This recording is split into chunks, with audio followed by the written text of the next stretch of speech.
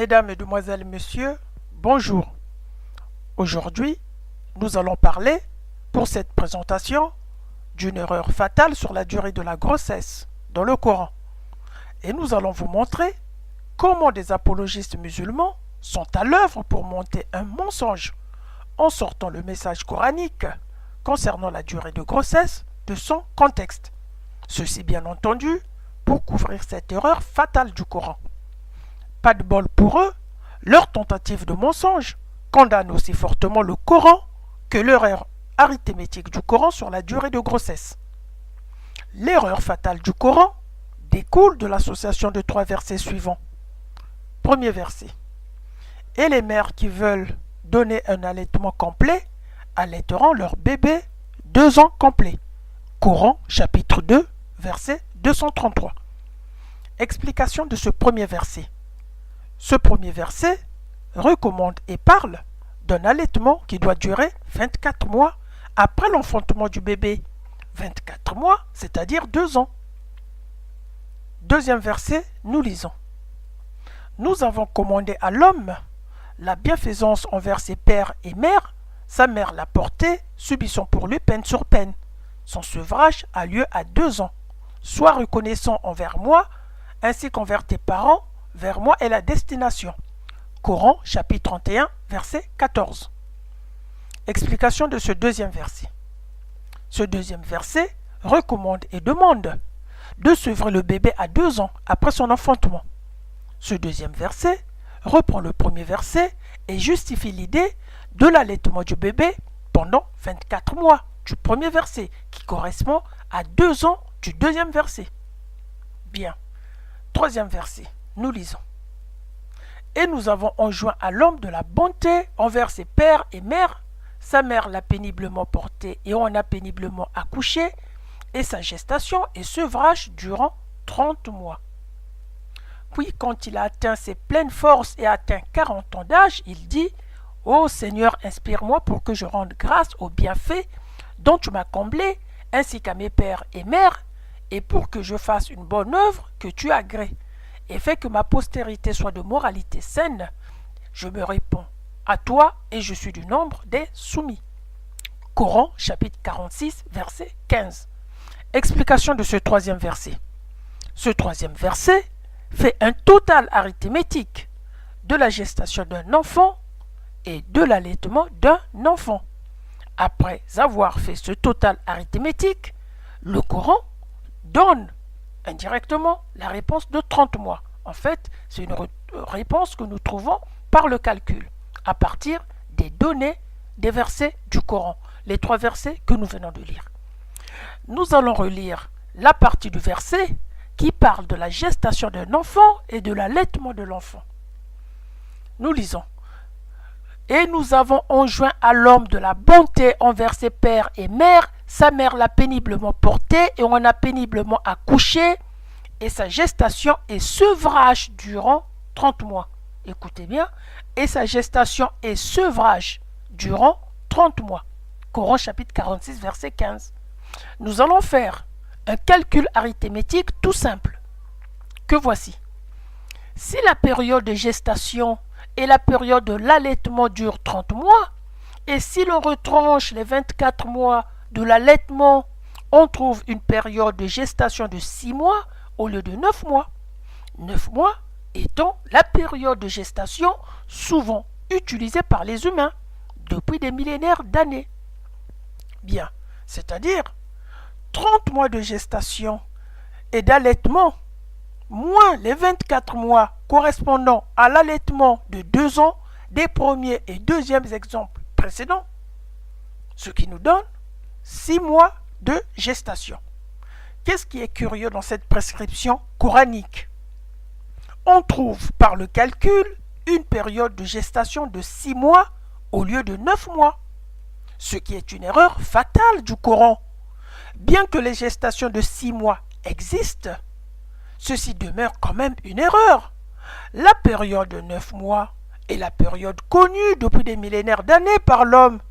Ainsi, à l'époque de Mahomet, on connaissait cette période de 9 mois de grossesse. L'homme a toujours parlé de 9 mois de grossesse, même si l'enfant peut être né avant ou après cette période. L'erreur est fatale. Il y a erreur de calcul mental. Puisque l'erreur est humaine, le Coran est donc une révélation humaine. C'est ainsi, la nature menteuse des apologistes musulmans surgit, alors qu'il vaut mieux parfois se taire que de se passer pour des rigolos d'une religion rigolote. Bien, voici notre plan, le plan de ce qui va suivre. Nous allons examiner premièrement, en première partie, la taqiya, ruse et mensonge. En deuxième partie, implication pour des prématurés de 6 mois. En troisième partie, implication pour des prématurés de 6 mois lunaires. Enfin, en quatrième partie, ça sera notre conclusion. Dans la première partie, c'est-à-dire la taqiya, ruse et mensonge, nous allons examiner les excuses soutenues par un site musulman apologiste du nom de la page de l'islam. C'est-à-dire, on va se baser du travail situé sur ce site musulman apologiste qui s'appelle page de l'islam, par rapport évidemment à cette problématique de la durée de grossesse qui est une erreur fatale du Coran. Bien. Dans la deuxième partie, c'est-à-dire implication pour des prématurés de 6 mois, nous allons voir que la révélation du Coran ne tient pas debout au regard du chiffre de prématurés de 6 mois. Dans la troisième partie, c'est-à-dire implication pour des prématurés de 6 mois lunaires. Vous voyez, en deuxième partie, c'est 6 mois. En troisième partie, on parlera de 6 mois lunaires. De même, nous allons vérifier que la révélation du Coran ne tient pas debout, malgré que ce sujet est abordé sous l'angle lunaire qui est le principe du comptage du Coran et de Mahomet. Enfin, dans la conclusion, nous allons montrer, quel que soit, de quelque manière l'on retourne le problème, l'erreur reste présente dans le Coran. Bien, ceci étant, examinons maintenant la première partie, la taqiya, le mensonge, la ruse, sur cette erreur. Première partie, taqiya, ruse et mensonge. Le site apologiste musulman, du nom de la page de l'islam, du lien muslimfr.com, publie le texte et réponse à cette erreur fatale du Coran, dont le titre est Erreur d'arithmétique dans le Coran, que vous pouvez chercher dans Google. Pour ceux qui seront bien entendu attirés de lire leur texte, nous appelons comment ils ont écrit Coran. Q-O-U-R-A-2-N-E. Q-O-U-R-A-2-N-E. Et nous rappelons le titre du texte apologétique d'objection est Erreur d'arithmétique dans le Coran, à chercher dans Google. Bien. Après avoir lu la réponse de ces musulmans apologistes sur la page de l'islam, nous avons eu honte pour des musulmans en lisant la réponse bricolée du texte qui essaie de couvrir cette erreur arithmétique sur la durée de grossesse. Que dit ce texte? Nous allons le résumer et ressortir les éléments principaux de leur argument. En fait, ce texte explique qu'il ne s'agit pas d'une erreur, mais d'une grossesse prématurée de 6 mois que parle le Coran, ce qui est une prophétie d'allaitement des prématurés de 6 mois qui seront maintenus en vie. Soi-disant, à cette époque, déjà Mahomet annonçait qu'un enfant né au bout de 6 mois pourrait vivre. Puis ils poursuivent. Les hommes ne pouvaient savoir, il y a 14 siècles de cela, qu'un enfant prématuré de 6 mois pouvait vivre. Bien. Le message se termine par Subhanallah Amma Yakuluna Uluwan Kabira. Voilà comment se termine leur message. Que dire de cette objection de ce site apologétique?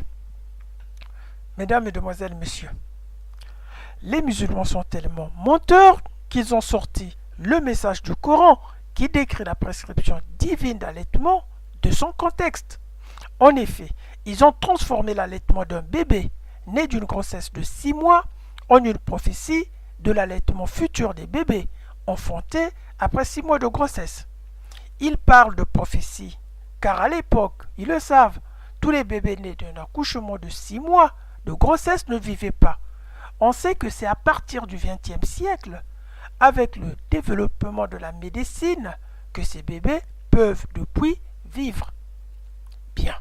C'est-à-dire, face à l'erreur fatale du Coran, où Allah organise l'allaitement des bébés, ces apologistes menteurs parlent de la prophétie de l'allaitement, qui annonce que les enfants nés de 6 mois de grossesse pourront vivre pour pouvoir les allaiter. Et donc, cette prophétie est accomplie. Nous, de notre côté, nous allons estimer au XXe siècle, siècle à partir duquel la médecine arrive à maintenir en vie ces prématurés. Bien. Donc, comme vous pouvez constater, mesdames, mesdemoiselles, messieurs, c'est incroyable. Quel déni, quelle fuite, quel mensonge.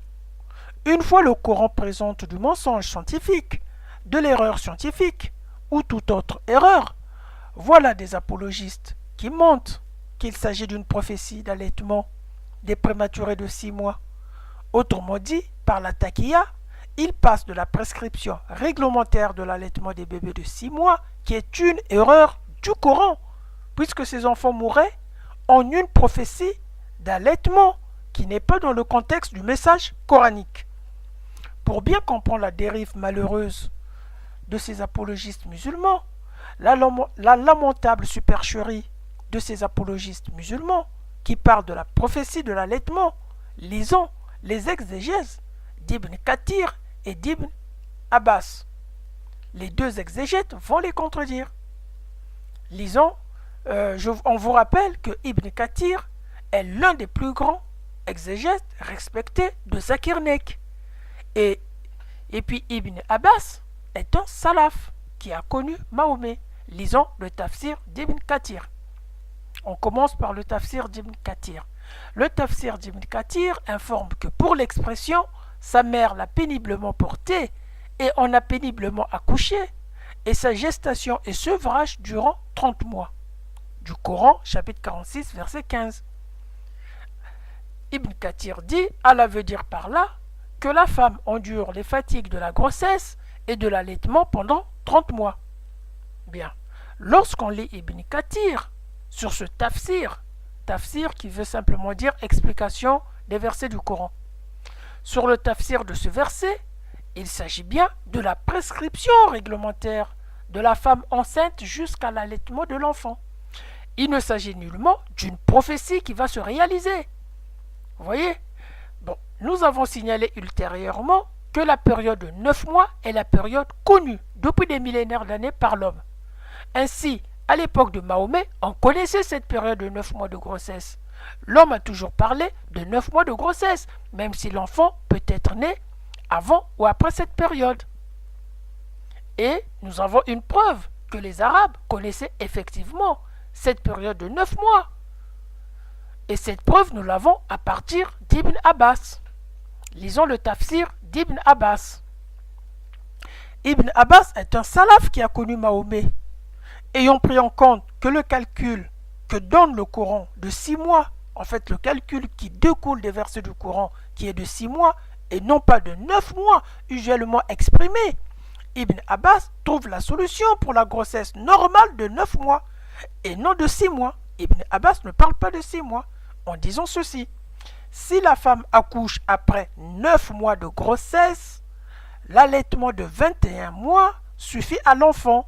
Et il ajoute, à partir de ce raisonnement, on peut limiter la durée minimale de l'allaitement en fonction de celle de la grossesse, de sorte que les deux ne dépassent pas 30 mois. Vous voyez, le tafsir d'Ibn Abbas parle de 9 mois et non 6 mois. C'est tout simplement parce qu'il a constaté, probablement, nous sommes dans une hypothèse, que le calcul des données du Coran qui donne le résultat de 6 mois de grossesse est problématique. Car à cette époque, les enfants nés de 6 mois de grossesse mouraient et donc ne pouvaient pas être pris en compte pour l'allaitement. Ainsi, Ibn Abbas préfère parler de 9 mois de grossesse connus depuis des millénaires d'années. Vous venez de voir, les plus grands savants musulmans de l'époque que ce soit Ibn Kathir, que ce soit Ibn Abbas, personne des deux ne parle qu'il s'agit d'une prophétie d'allaitement des bébés prématurés de 6 mois. Les deux exégètes parlent bien d'une prescription réglementaire de l'allaitement, qui prend effet après révélation de cette prescription réglementaire. S'il s'agissait d'une prophétie d'allaitement, Mahomet serait clair et direct, surtout que le Coran se proclame être écrit en langue arabe claire. Les deux exégètes ne soulignent pas qu'il s'agit d'une prophétie. Finalement, les deux exégètes contredisent les apologistes musulmans qui parlent de prophétie, parce que eux, c'est des salafs. Ibn Kathir, dans ses tafsirs, utilise des salafs. Ibn Abbas est un salaf. Ils sont bien placés. Ce sont les premiers savants musulmans. Parmi les premiers savants musulmans, ce sont des savants musulmans bien respectés dans le monde islamique. Eh bien, les deux savants musulmans, aucun ne parle de la prophétie. Voilà. Maintenant, observons les implications pour des bébés nés d'une grossesse de 6 mois. Deuxième partie, implications des prématurés de 6 mois. Nous allons parler des prématurés de 6 mois sans la donnée des apologistes musulmans qui parlent de prophétie. Sans cette donnée de prophétie à venir, les prématurés de 6 mois sont mis dans le contexte de l'époque de Mahomet. C'est normal. Bien. On sait par ailleurs que la grossesse normale est de 9 mois. Cette période de 9 mois est connue depuis des millénaires d'années par l'homme. Ainsi, à l'époque de Mahomet, on connaissait cette période de 9 mois de grossesse. L'homme a toujours parlé de 9 mois de grossesse, même si l'enfant peut être né avant ou après cette période.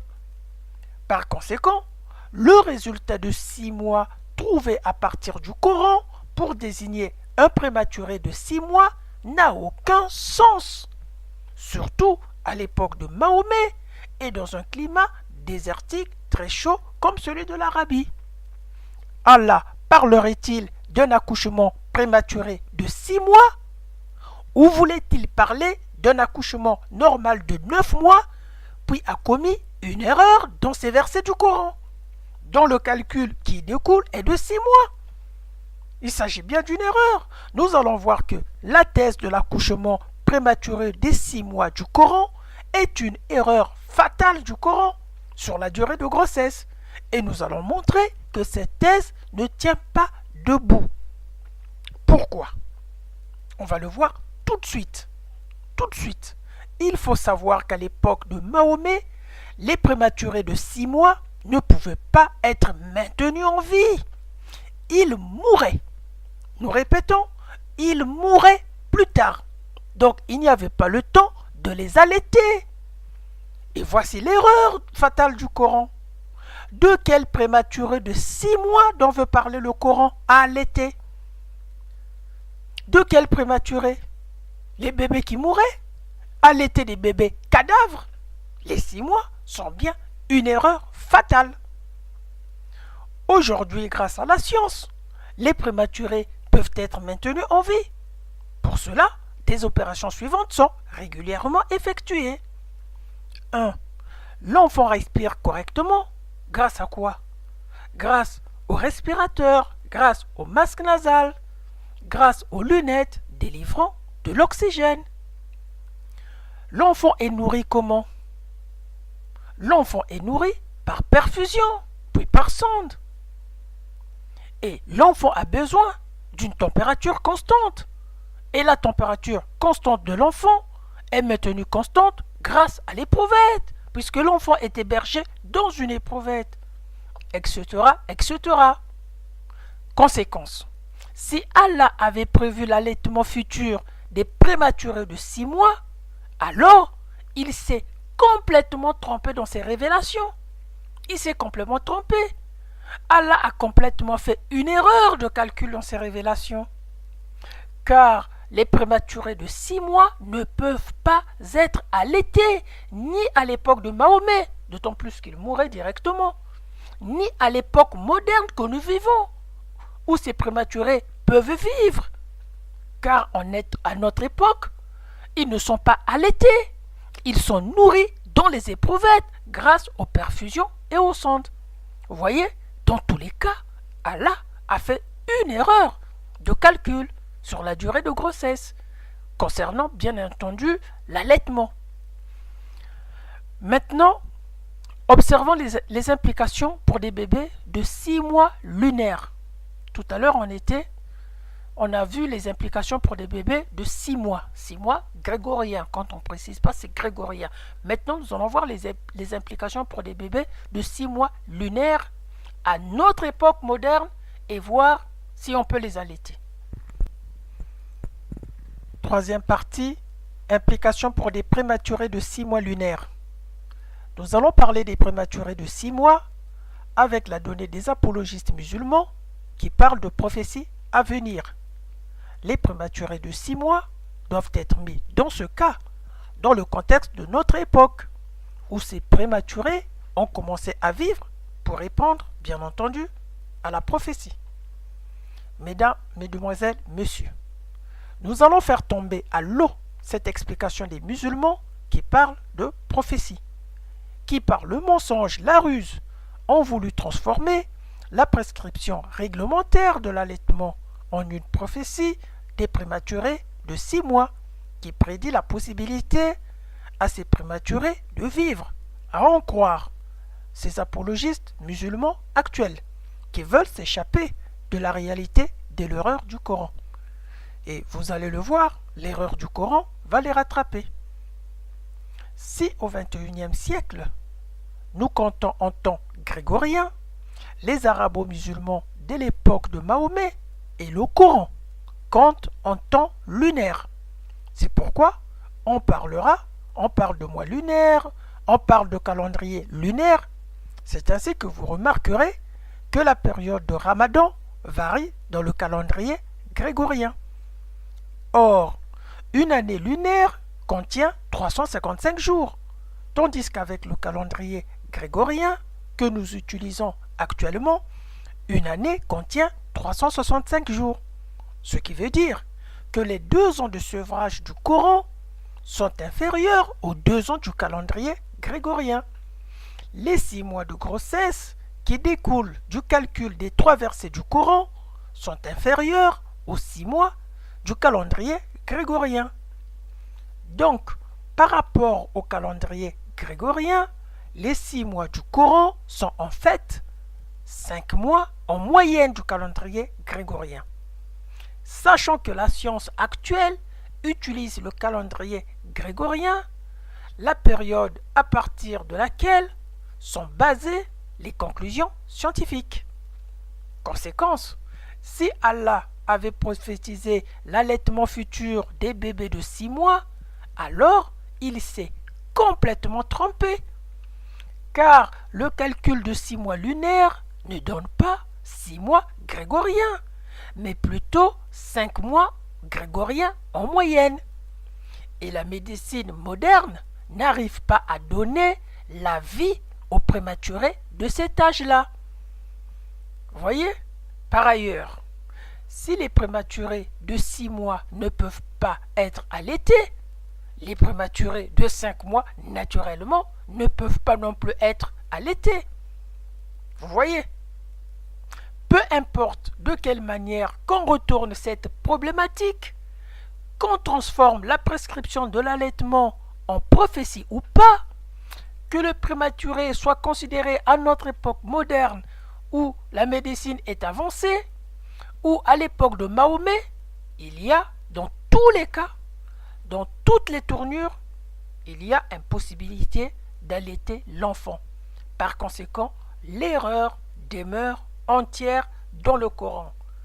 L'erreur restera entière dans le Coran et ceci à vie.